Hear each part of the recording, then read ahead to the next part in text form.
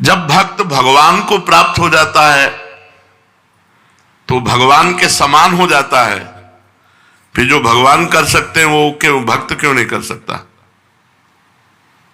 बड़ा सूक्ष्म विषय है कि अब तस्मित तज्जने भेदा भावात, भगवान और भक्त में अभेद स्थिति होती है, वो भगवान का स्वरूप हो जाता है। ब्रह्मविद ब्रह्मवि भवति, फिर वो भगवान के समान है। वो जल में डूबे तो डूबेगा नहीं, भगवान को जल थोड़ी डुबा सकता है, अग्नि जला नहीं सकती, वायु सुखा नहीं सकता, कुछ भी कुछ, वो भगवान है। तो जब वो भगवान बन गया तो ऐसा हो जाना चाहिए, ऐसा क्यों नहीं? भक्त और भगवान में भाव से अभेद होता है, कलेवर से नहीं। बड़ा सुंदर विषय बताया कि अगर तुम भगवान के समान हो तो ऐसा कर दो। वो भाव देखो, तरंग और समुद्र दो नहीं है। समुद्र में वायु विकार हुआ तो तरंगायमान हो गया। दो ना होते हुए भी समुद्र से अनंत तरंगें उत्पन्न हो सकती है, लेकिन तरंग से समुद्र नहीं। समुद्र और तरंग एक ही है। वायु विकार हटा तो आप तरंग नहीं कर सकते, वो समुद्र ही है। तो ब्रह्मविद ब्रह्मवि भवति, जो ब्रह्म को जान गया वो ब्रह्म हो जाता, जानत तुम्हें तुम्हें हो जाए। पर वो ऐसे हो जाता है कि तरंग समुद्र में लहर आनंदित हो रही है, वही समुद्र ही तरंग है। पर समुद्र ऐसी अनंत तरंगें प्रकट कर सकता है, पर तरंग समुद्र नहीं प्रकट कर सकती। इतना अंतर बना रहेगा। सिद्ध पुरुष हो गया है, साक्षात भगवान हो गया है, पर वो उत्पत्तिम च विनाशम च, ये उत्पत्ति और विनाश की लीला उसके हाथ में नहीं। भूता नामा गतिम अगतिम, भूतों की गति और अगति, विद्याम अविद्यारम सष्टारो, विद्या और अविद्या ये केवल भगवान के हाथ में, दूसरे के हाथ में नहीं। उत्पत्ति विनाश, गति दुर्गति, भाव और अभाव कुभाव, ये उन्हीं के द्वारा। भगवान का स्वरूप भक्त हो गया, लेकिन कलेवर से नहीं, भाव से, सामर्थ्य से नहीं, भाव से। ऐसे अनंत भक्त भगवान की भाव तरंगे हैं, लेकिन जो भगवान है वो अद्वितीय। भगवान तो भगवान ही है, ऐसा दूसरा कोई नहीं कर सकता जैसा भगवान कर सकते हैं। भगवान और भक्त भाव में अभेद है, लेकिन सामर्थ्य में नहीं, शरीर में नहीं, क्रिया में नहीं। सिद्ध भक्त है, गिरिराज जी उठा लेगा। पक्का सिद्ध भक्त है, भगवान का निज जन है, भगवान को प्राप्त हो गया तो गिरिराज जी थोड़ी उठा लेगा। गिरिराज जी की दंडवती करेगा, गिरिराज जी की परिक्रमा करेगा, गिरिराज जी नहीं उठा सकता, वो तो श्री कृष्ण ही उठाएंगे। तो कहते भक्त भगवान में तन्मय होकर श्री कृष्णमय हो गया है, तो भाव में हो गया, शरीर से नहीं, क्यों गिरिराज जी उठा लेगा। आज तक कोई संत ऐसा हुआ? भगवान या भगवान के अवतार, जैसे पुलस्त जी हैं, ये भगवान के अवतार हैं। कोई साधक है क्या कि साधना करके? अगस्त जी हैं, समुद्र पी गए, ये भगवान ही अगस्त बने हुए हैं। जैसे सनक सनंदन सनातन सनत कुमार कश्यप मरीच अदिति, ये सब भगवत स्वरूप, भगवान ने अपने आप को विस्तार किया। वो सामर्थ्य 5 लीटर पानी तुरंत पी के नहीं पचा सकते, समुद्र पचा गए भाई। तो अगस्त भगवान है वो। हम लोग भगवान की तरंगे हैं। माया विकार नष्ट होने पर भगवत स्वरूप ही है, पर सामर्थ्य नहीं है ऐसी। भगवान की जैसी सामर्थ्य वैसी सामर्थ्य, इसीलिए चराचर जगत के ऋषि मुनि महात्मा सब सर झुकाए भगवत स्वरूप होकर भी भगवान की जय बोलते हैं। भक्त और भगवान में अभेद होता है, पर भक्त का कलेवर और भगवान के कलेवर में अंतर होता है। भगवान की चिदानंदमयी देह और भक्त की पांच भौतिक देह। भक्त की भाषा और भगवान की भाषा में अंतर होगा।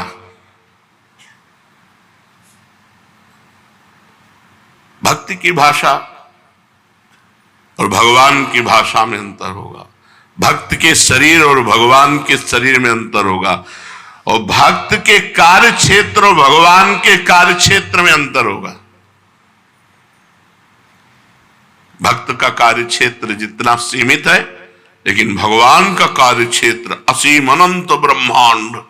एक रोमकूप में करोड़ करोड़ ब्रह्मांड ऐसे लगे हुए जैसे गूलर के फल में, गूलर के पेड़ में जैसे फल लगे होते छोटे छोटे छोटे, ऐसे दिखरावा माते तीन अद्भुत रूप प्रचंड, रोम रोम प्रति लागे कोटि कोटि ब्रह्मांड। भगवान की, चलो दिन खत्म हो जाए, रात्रि हो जाए, है कोई ऐसा नहीं है। भगवान के विधान को टाल सके ऐसा कोई नहीं। भगवान का अवतार होता है और संत का जन्म होता है। जन्म कर्म बंधन से होता है। वो भजन करके कर्म बंधन मुक्त होकर भगवत स्वरूप में लीन हो गया, लेकिन वो भगवान नहीं बन गया। सामर्थ्य से, शरीर से, कार्य क्षेत्र से भगवान अद्वितीय है। जब उनसे कहा कि आप जैसा पुत्र चाहे, तो बोले मेरे जैसा तो सिर्फ मैं हूं। इसीलिए कोई कितना भी बड़ा सिद्ध महापुरुष हो, वो ये नहीं कहता मैं भगवान हूं, भगवान का दास। भगवान की अनंत महिमा, एक हिस्से में अनंत ब्रह्मांडों के सब संत विराजमान हैं। वो इतने महान हैं, उनकी महानता को कोई छू नहीं सकता। हाँ, समुद्र की तरंग समुद्र में लय हो गई तो समुद्र ही है, उसको खोजने, पर तरंग रूप में इतने सामर्थ्य नहीं। जब शरीर छूटा, भगवान में लय हो गया। जीवित लय होने पर भी उसका शरीर, उसका कार्य क्षेत्र, उसका भाव, उसकी शक्ति भगवान जैसी नहीं हो गई। देखो ना, बड़े बड़े महापुरुषों के जीवन चरित्रों को पढ़ के देखो। जब तुकाराम जी साक्षात भगवान में लीन रहते थे, तो एक नास्तिक था, वो सत्संग में किसी आस्तिक की प्रेरणा से गया तो लुट गया। तुकाराम जी का रूप देख के, उनका कीर्तन, उनका। अब जब संत संग होगा तो फिर काम आदि की चेष्टाओं पर शासन हो जाता है, तो पत्नी से बात न करे। पत्नी को लगा कि बाबा जी से मिलने का कारण ऐसा है, महीनों से हम जल रहे हैं, हमसे बात नहीं कर रहा, तो हम जलाएंगी बाबा जी को। तो उन्होंने कहा आपका तो उद्धार हो गया, हमारा क्या होगा? बोले तुम भी महाराज जी से दीक्षा ले लो। बोले दीक्षा तो तब ले जब घर लाओ। बोले प्रार्थना करेंगे। प्रार्थना किया तुकाराम जी से, उनके चरित्र में लिखा होगा, वो राजी हो गए। उसने सुबह से पानी चढ़ा दिया बड़े टप में, खौलाना शुरू किया, और जब वो आ गए तब कपड़े से पकड़ करके पूरा 5-7 लीटर का जो भगोना होगा, खौलता हुआ पानी उनके ऊपर डाल। हा विठल, हा विठल। बहुत ताप, उन्होंने महाराष्ट्र भाषा में, बहुत ताप है, मैं जल रहा हूं विठल, अपार क्लेश हो रहा है, मुझे इस क्लेश से बचाओ। ऐसे शब्दों का शरीर। और भगवान जब ब्रजवासी और ब्रज की गौएं दावानल में फंसी, आकाश तक लपटे उठ रही थी ऐसी दावानल, पुकारा हे कृष्ण रक्षा करो, तो भगवान ने जानो क्या किया, मुंह में पी लिया। भागवत में पढ़ के देख लो। आग को अपने आकर्षण किया और पूरे मुख में विराजमान कर लिया। ये सामर्थ्य किसी ब्रह्म ऋषि में या किसी भक्त में, किसी महात्मा में। कलेवर अलग है, सामर्थ्य भगवान की सामर्थ्य के समान सिर्फ भगवान है। जैसे कहा जाता है तत्त्वमसि, तुम ही वही ब्रह्म हो, तो तुम वो नहीं कर सकते जो भगवान कर सकते हैं। तुम भगवान का चिंतन करके भगवान में लय होकर ब्रह्म स्वरूप हो सकते हो, ब्रह्म में ब्रह्म स्वरूप लीन हो गए, लेकिन तुम कर नहीं सकते हो जो ब्रह्म कर सकता है। ये बहुत रहस्य की बात है। भगवान का भजन करके भगवान में लीन हो सकते हो, लेकिन तुम भगवान बन के मनमानी भगवान नहीं कर, जो कर गए वो तुम नहीं कर। फिर गिरिराज जी उठाना पड़ेगा, फिर कालिया का विष पीना पड़ेगा उनकी महिमा को। तो इसीलिए यहां बहुत कार्य क्षेत्र भक्त का ही रहेगा, भगवान का कार्य क्षेत्र नहीं हो सकता। उत्पत्तिम च विनाशम च भूतानामा गतिम गतिम वेद विद्याम अविद्यारम खष्टारो भगवानेति। ये भगवान के हाथ में है।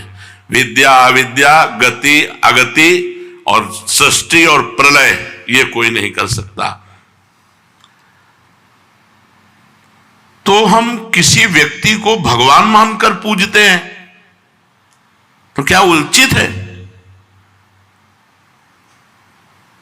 बहुत पवित्र भाव, क्योंकि भगवान सर्वत्र हैं। अगर किसी व्यक्ति को आप भगवत स्थान में भाव करके पूजते हैं कि भगवान हैं अंदर विराजमान, तो बढ़िया भाव है। लेकिन हाड़ मांस का शरीर भगवान नहीं है, बस ध्यान रखना, क्योंकि फिर कुछ गलतियां शुरू हो जाएंगी। जो हाड़ मांस का गंदा शरीर है, इसमें भावना की जा सकती है कि इसमें भगवान विराजमान, लेकिन ये साक्षात भगवान है नहीं। ये मरेगा शरीर, ये जलेगा शरीर, उनमें भगवान विराजमान है।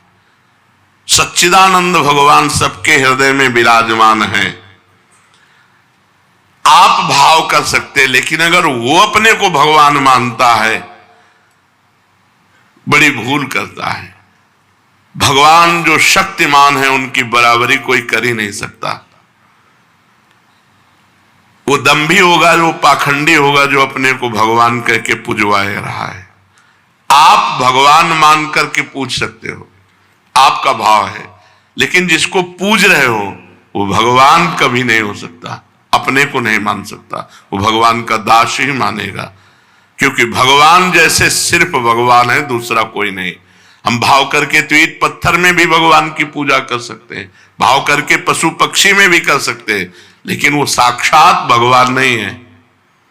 वो कुत्ते का शरीर है और उसके अंदर जो पावर है, बिजली है, वो भगवान है।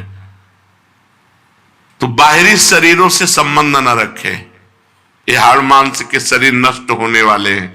जो बाहरी शरीरों से संबंध रखता है पाखंडी है, वो दम्भ ही है। तत्व भगवान है, और भगवान जैसे सिर्फ भगवान है, दूसरा कोई भगवान जैसा हो ही नहीं सकता।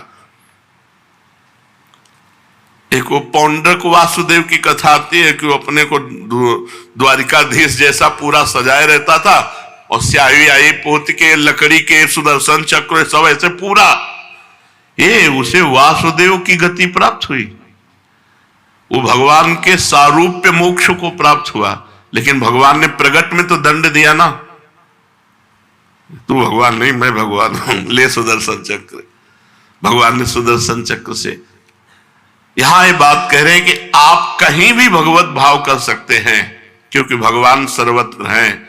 लेकिन कोई अपने को भगवान मान करके पूजाए कि मैं भगवान हूं, मैं तो सिर्फ भगवान भगवान है, दूसरा कोई भगवान नहीं हो सकता। इतनी सामर्थ्य किसी में नहीं है जो भगवान में है। अनंत सामर्थ्य भगवान में विराजमान। सामर्थ्य और भगवान की लीला का अनुकरण करने के सामर्थ्य, हाँ कुछ लीलाएं हैं जिनको गाकर अनुकरण करके हम भाव में तन्मय होते हैं। ये जो लोग गंदी प्रवृत्ति के हैं, वो भगवान की आड़ में अपनी वासनाओं की पूर्ति करते नहीं। रास का मतलब क्या है? रस स्वरूप ब्रह्म में विलसन, रस स्वरूप परमात्मा में स्थिति। वहां जो विलास हो रहा है, बाहु प्रसार परिरंभ कराल को, वो ब्रह्म स्पर्श हो रहा है। यहां काम स्पर्श होता है, ब्रह्म स्पर्श हो रहा है। परीक्षित जी को एक महान त्यागी महात्मा सुना रहे हैं, श्री सुखदेव जी, और ये कह रहे हैं कि जैसे छोटा सा बालक अपने प्रतिबिंब के साथ खेलता है, ऐसे आत्मस्वरूप भगवान जो गोपियों की आत्मा, उनके पतियों की आत्मा है, वो अपने आप से अपने आप में खेल रहे हैं। अपने आप से अपने आप में कहां खेल? जितनी गोपी उतने श्री कृष्ण। और जो श्री कृष्ण का स्वरूप है वो केवल श्री कृष्ण का ही है। जो दिव्य विग्रह वो किसी का नहीं है। सब प्रद्युम्न शाम्बादि भगवान से ही प्रकट हुए थे, लेकिन सब कटे और यही शरीर छोड़ा। और भगवान दिव्य विमान पर बैठ करके सदे गए कि नहीं गए? 88 करोड़ यदुवंशी यही सब कटे। जो भागवत में था, प्रद्युम्न ने सांब को, सांब ने प्रद्युम्न को काट दिया, वही शरीर पूरा। और ये सब भगवत स्वरूप है, श्री कृष्णमय है। लेकिन श्री कृष्ण के दिव्य तनु और इनके तनु में अंतर है। श्री कृष्ण से ही प्रकट हुए। श्री कृष्ण जैसे तो सिर्फ श्री कृष्ण है।